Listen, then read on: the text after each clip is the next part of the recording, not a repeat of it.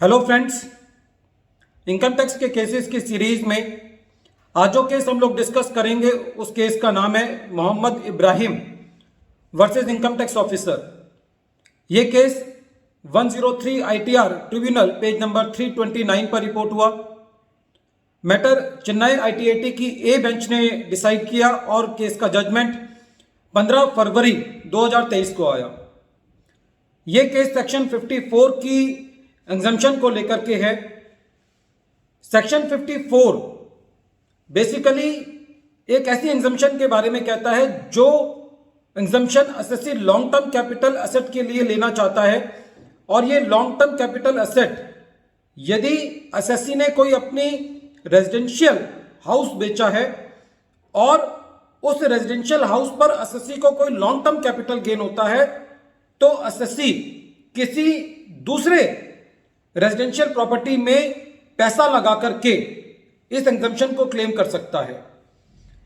इस एग्जम्पशन की जो मेन एक कंडीशन है वो ये है कि एसएससी ने जो नई रेजिडेंशियल यूनिट खरीदनी है वो खाली 1 रेजिडेंशियल यूनिट होनी चाहिए, उससे ज्यादा नहीं होनी चाहिए। बेसिकली जो सेक्शन 54 की फैमिली की एग्जम्पशंस हैं, सेक्शन 54 हो गया या 54F हो गया, वो इस बात पे जोर डालती है कि गवर्नमेंट हाउसिंग को प्रमोट करना चाहती है और ये एग्जम्पशन इसलिए लाई गई कि एसएससी अपना घर बना सके। सेक्शन 54 के अंदर एसएससी अपनी एक रेजिडेंशियल प्रॉपर्टी बेचता है और दूसरी खरीदता है, तो इसके पीछे यदि इसके बैकग्राउंड में जाएं तो ये पर्पस है कि यदि एसएससी अपना कोई छोटा घर खरीद के बेच करके उसको अपना नया घर लेना चाहता है, बड़ा घर लेना चाहता है, तब भी एसएससी को उसकी एग्जम्पशन मिलनी चाहिए। लेकिन ये एग्जम्पशन तभी है जब एसएससी खाली एक 1 रेजिडेंशियल यूनिट जो है वो परचेज करे।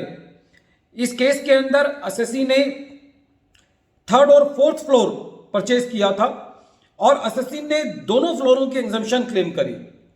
During the assessment proceedings assessing officer ने उस प्रॉपर्टी का इंस्पेक्टर को भेज करके इंस्पेक्शन कराया। इंस्पेक्टर ने जो अपनी रिपोर्ट लगाई उस रिपोर्ट के अंदर यह कहा कि जो 3rd फ्लोर है वो एसएससी अपने लिए यूज कर रहा है और जो 4th फ्लोर है वो एसएससी ने किराए पर दिया हुआ है। कहने का मतलब ये हुआ कि एसएससी को दोनों फ्लोर की एग्जम्पशन तभी मिल सकती थी जब एसएससी इस बात को साबित कर दे कि जो दोनों फ्लोर हैं वो एक दूसरे पर डिपेंडेंट हैं, वो सेपरेट रेजिडेंशियल यूनिट नहीं है।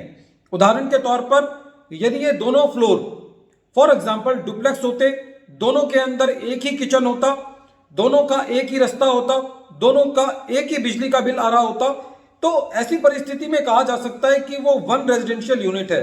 लेकिन जहां पर एसएससी ने एक फ्लोर किराए पे दिया हुआ है, एक फ्लोर वो अपने लिए इस्तेमाल कर रहा है, दोनों का अलग बिजली का बिल आ रहा है, दोनों की सेपरेट एंट्रेंस है, दोनों का सेपरेट किचन है, दोनों का सेपरेट टॉयलेट बाथरूम है, तो ऐसी परिस्थिति में ये नहीं कहा जा सकता कि वो 1 रेजिडेंशियल यूनिट है और एसएससी को दोनों फ्लोरों की एग्जम्पशन नहीं दी जा सकती। तो इस केस के अंदर असेसिंग ऑफिसर ने यह कहा कि एसएससी को खाली एक फ्लोर की के अवज में ही एग्जम्पशन मिलेगी और जिसको आईटीएटी ने अपील रखा। इसके अलावा इस केस में एक दूसरा छोटा सा इशू ये भी था कि एसएससी ने कुछ खर्चा, जब एसएससी ने फ्लैट लिया था तो उसके पेंट कराने में, ग्रिल लगाने में, गेट लगाने में खर्च किया था, तो उसके ऊपर ये डिस्प्यूट था कि क्या वो एसएससी को as a cost of improvement मिलना चाहिए या नहीं मिलना चाहिए। तो आईटीएटी ने ये कहा कि ये बहुत कॉमन चीज है कि जब भी कोई अपना घर खरीदता है तो उसको उसमें पेंट कराने की जरूरत पड़ती है, उसको टाइलें चेंज कराने की जरूरत पड़ती है, उसको ग्रिल लगाने की जरूरत पड़ती है या उसको गेट चेंज करने की जरूरत पड़ती है। तो ये सारे खर्चे एसएससी को as a cost of improvement जो है वो यदि एसएससी उनको क्लेम करना चाहता है तो वो एज कॉस्ट ऑफ इंप्रूवमेंट जो है वो एसएससी को दिए जाने चाहिए। फ्रेंड्स, ये केस बहुत इंपॉर्टेंट है क्योंकि सेक्शन 54 पर काफी लिटिगेशन होती है, लोगों को ये डाउट होता है कि ये एक घर के लिए मिलेगी या नहीं मिलेगी।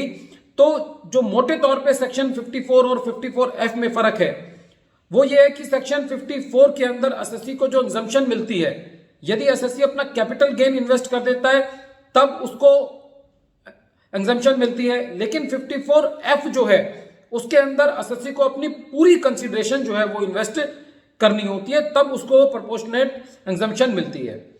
वीडियो के अंत में एक बार फिर मैं केस का नाम रिपीट कर रहा हूं। केस का नाम है Mohammad Ibrahim versus income tax officer. यह केस 103 ITR पेज नंबर 329 पर रिपोर्ट हुआ। मैटर चेन्नई ITAT की ए बेंच ने डिसाइड किया और इस केस का जजमेंट 15 फरवरी 2023 को आया। Thank you friends.